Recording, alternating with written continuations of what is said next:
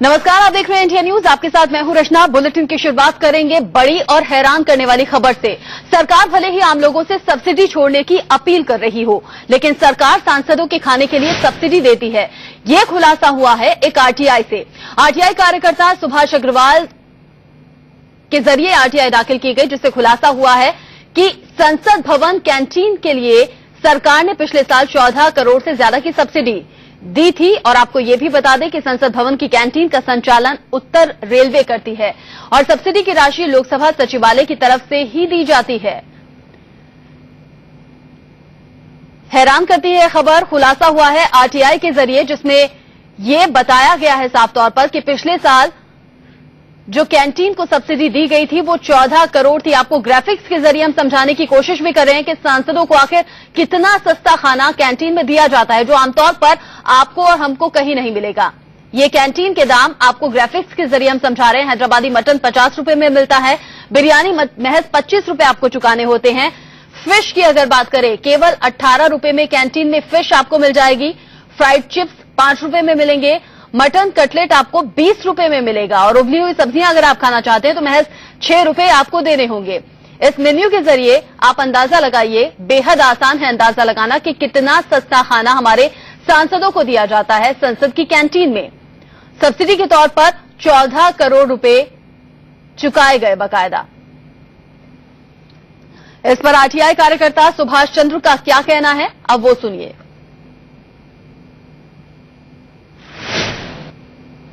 ऐसा चौंकाने वाला जवाब सामने आया है कि 2013-14 जिसके आंकड़े सरकार के पास आखिर उपलब्ध है, उसमें 14 करोड़ की सब्सिडी पार्लियामेंट्री कैंटीन में बेचे जाने वाले फूड पे सरकार लोकसभा सेक्रेटेरिएट के बजट ग्रांट में से दी गई है। और भी उसमें बड़े चौंकाने वाले तथ्य हैं।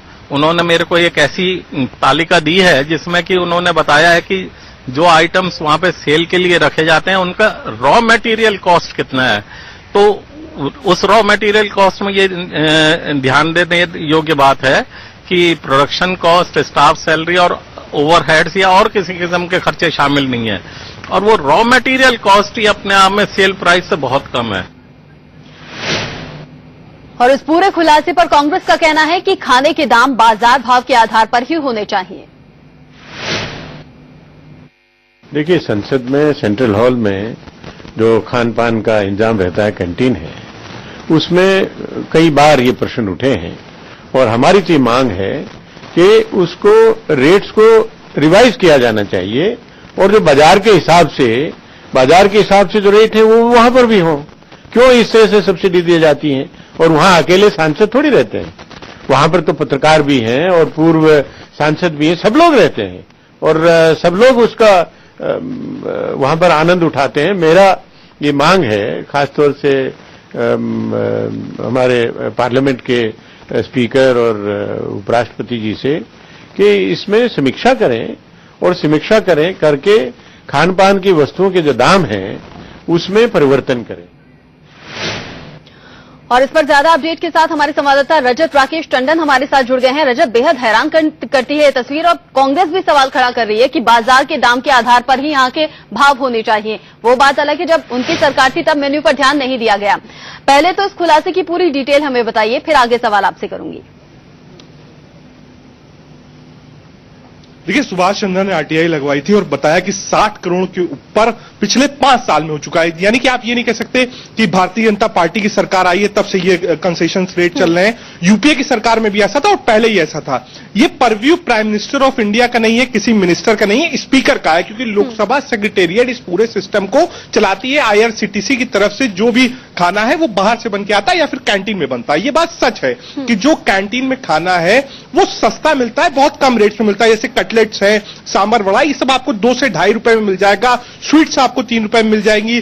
55 रुपए में आपको हैदराबादी चिकन बिरयानी मिल जाएगी।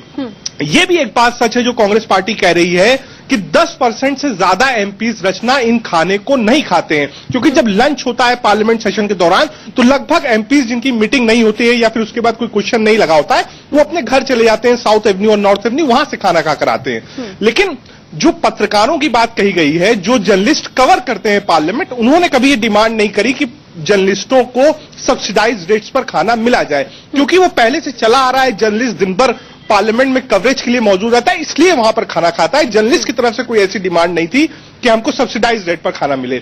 कई समय पहले से इसके ऊपर कोई भी प्रीव्यू नहीं हुआ है, कोई समीक्षा नहीं हुई है। कई बार ये सवाल उठ चुका है कि आखिर महंगाई का दायरा क्या है।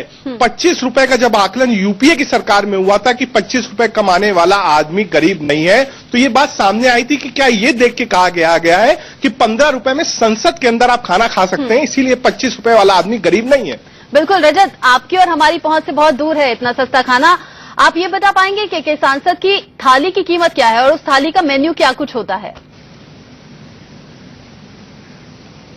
देखिए, अगर वेजिटेरियन आप थाली की बात करिए तो दाल होती है, सब्जी होती है, रायता होता है, सैलेड होता है, पापड़ होता है, साथ में रोटी होती है। 15 रुपए के भीतर ये सारा खाना आपको मिल जाता है। उसके बाद अगर आपको मन करे कि खाने के बाद आपको स्वीट डिश चाहिए तो 5 से 6 रुपए में आपको बेहतरीन स्वीट डिश पार्लियामेंट के अंदर मिल जाती है। अगर आप नॉन वेजिटेरियन खाने की बात आए तो आपको चिकन करी यहां मिलेगी, मटन करी आपको मिलेगा, बिरयानी मिलेगा, सब कुछ मिलेगा और 50 रुपए के अंदर आप पूरा खाना बैठकर आराम से खा सकते हैं। पार्लियामेंटेरियंस, मैं फिर ये बात दोहराऊंगा कि 10% पार्लियामेंटेरियंस हैं जो अंदर खाते हैं, और वो भी मुझे लगता है कि बहुत मजबूरी होती है तभी खाते हैं।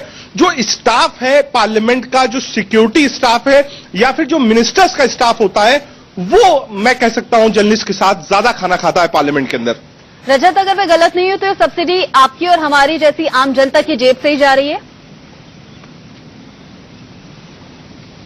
जी बिल्कुल। देखिए, ये सब्सिडीज जो हम टैक्स देते हैं, जो बजट होता है, उस बजट में से लोकसभा को दिया जाता है।